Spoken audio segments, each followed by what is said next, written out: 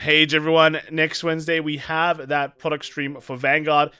We also have a product stream on Tuesday as well for other games too, but we focus on the Vanguards, and that is on Wednesday. And usually when this comes around, we always ask the question, what is going to get hit, right? What is going to go on the ban list this time? And the meme answer usually is nothing gets hit. But actually, this time that might actually be the real answer. But let's kind of talk about the state of the formats right now. What is different, what is not, and what is most likely gonna get hit, right? So let's kind of have a bit of a discussion of what's happening right now in regards to tournament seasons. Because Japan just started their tournament season, and usually it's kind of weird to kind of, ban stuff in the middle of a tournament season. So that is one of the reasons why there might not be any ban lists. And bear in mind that like 3 months later, there will probably be another product stream, which means another ban list announcement, and that would be a better time to ban things because it's usually after the tournament season, and then they can just throw down a bunch of bans. But what is kind of what are the biggest things that could happen, right? So let's talk about V Premium and Premium. Our lists between global and Japan is currently different. We have different ban lists, and the biggest change in V Premium is that our Mellow Amusements Colossus is banned, and their one isn't. So that is gonna be causing some issues in that Gear Chronicle, although is the strongest deck in V Premium in English right now, you could say there is counterplay to it, but results have been showing that they've been doing very well, right? What does that mean in Japan? Well, in Japan, it's just gonna be worse. It's literally just gonna be worse. The pie chart is gonna be maxed out. Top 8 full Gear Chronicle, though. Seeing some bare results, but the thing is, no one plays V Premium in Japan. It feels like no one has figured out the spice yet, so we'll see, right? There is a big tournament that is coming up that will involve the V Premium and Premium formats called Daivangasai, and that is happening at the end of April. So if any ban lists come on March 22nd, that will likely come into effect because it gives you at least 1 month to change your list. But if anything was going to happen, then the ban on Mellow Amusement Colossus might be the most legit. Personal really doesn't do much right now, so they can just kind of leave that there.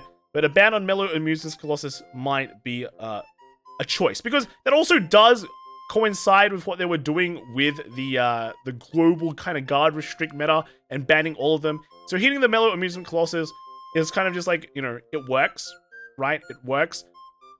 Also in Premium, Japan doesn't play Premium. Japan doesn't play V-Prim either. So it feels like they won't hit anything if they want to base it on their own data. But if they want to just copy the English format ban list, that could work too. They just hit Stunverse to 1 and then ban Mellow Amusement Colossus again. And that kind of fits in the idea that, yeah, let's just ban all the super guard restricts in all the Premium formats, even though they aren't banned in Premium. So maybe not. But if they do want to do a lazy ban list like that, then that will just be it, right? Copy the current English ban list. However, that being said, there could be another English ban list coming. I'm not 100% sure. We do have data on our end on what is the best decks and what are problematic.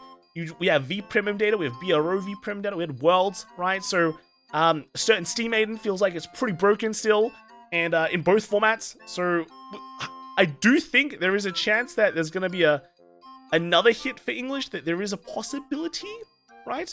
Or we could be waiting for History Collection to kind of drop first before hitting anything. But yeah, it just means that if they wanted to wait another 3 months after History Collection drops, then they can kind of synchronize like the English and the Japanese ban list by doing a big ban. So it's still a bit up in the air, right? It's still up in the air on that. However, I'm just going to throw this out there. If there is no ban list for English, this BSF is going to be a very, very boring BSF. And I'm not going to lie. Yeah, it's going to be a very boring BSF. So in Premium, what will likely get hits is they might just copy the list or nothing, right? Again, they have no data. They have Daivangasai coming up. They might just go, yeah, let's just leave it as it is, and then just watch everyone do stuff, right? It'll save me, trying to find out best deck. Save me from having to do that, because yeah, pretty easy. But honestly, the format that actually might get hit is Standard. And why do I say that? Well, in Standard, there are 2 decks that are still very, very good, and that is Chronojet and Ava. And if you know Bushiroad or kind of know how they look at decks, right? Usually decks that stay really, really strong for a very long time, it's a bit of a hit. You get a bit of a hit, right? And honestly, Ava and Chronojet have been outperforming the entire metagame ever since Set 8 got released and ever since Chronojet Trial Deck got released. It's just been that long, and it looks like they are still going to continue to do well. However, there is Set 10 coming out very soon, which might change the meta depending on, what cards get released. There have been some pretty good cards. At the same time, there could be more support for those 2 decks that actually just push it out of control. I'm looking at you, Brand Gates, generic triple R seems like quite strong. Also, just a heads up, right? Ava is getting more support in Set 11, so if they hit it now, it doesn't feel bad.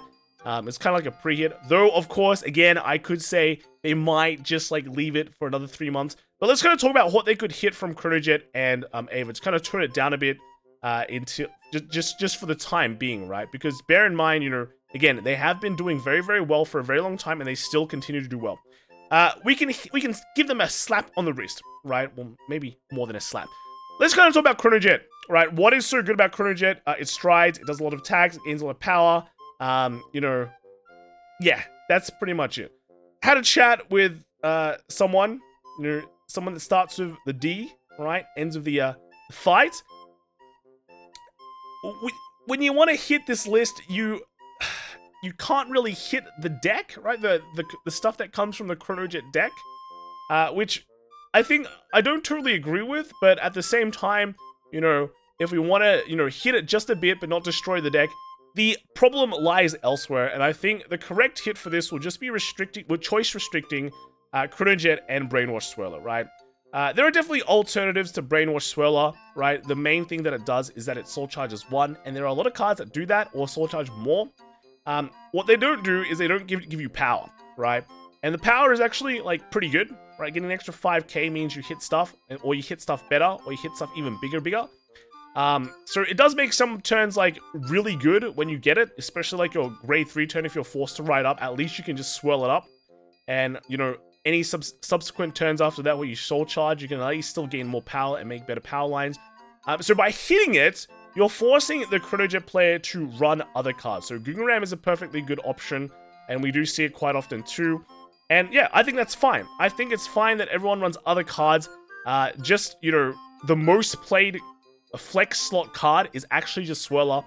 So if we remove that option, Chronojet will still be a great deck, but will have its, slight weaknesses, or you'll be forced to play a different playstyle, which is fine, right? Which is fine. We don't want to destroy the deck. I think there's still a lot of good cards coming out that will benefit the format, so that's that. The other deck that is really strong still is Ava, right? Ava since Set 8 have been basically taking all the numbers. The Messiah does look like it's, kind of been pretty popular as well.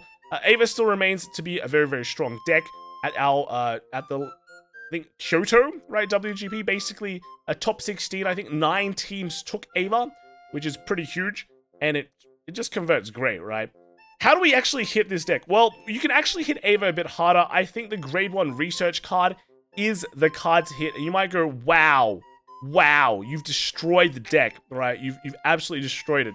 I actually think it's the grade 1 order is actually really, really OP, right? Why? Well, it comes out at grade 1, right? Well, it's duh, right? Of course. But it gives your obfuscates, anti-retire, also solves your soul issue and countercharge issue.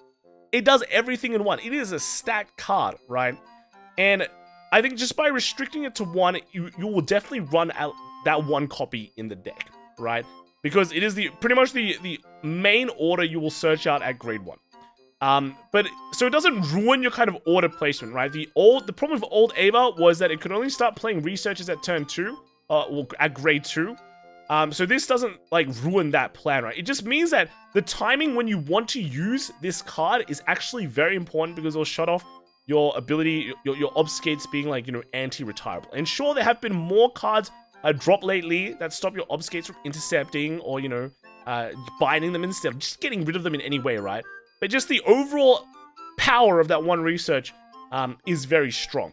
So I think hitting it to 1 means you're going to be forced to run like the grade 2 order again, which is fine. But it also opens up more design space in the future when they're releasing that, when they're dropping that set 11 set, and they can put more good orders in that won't absolutely break it, right? So I think that is probably the best one to hit. It also solves one of the issues where, you know, you have to go around and find that promo. Although, hey, it's not that expensive anymore because everyone has it.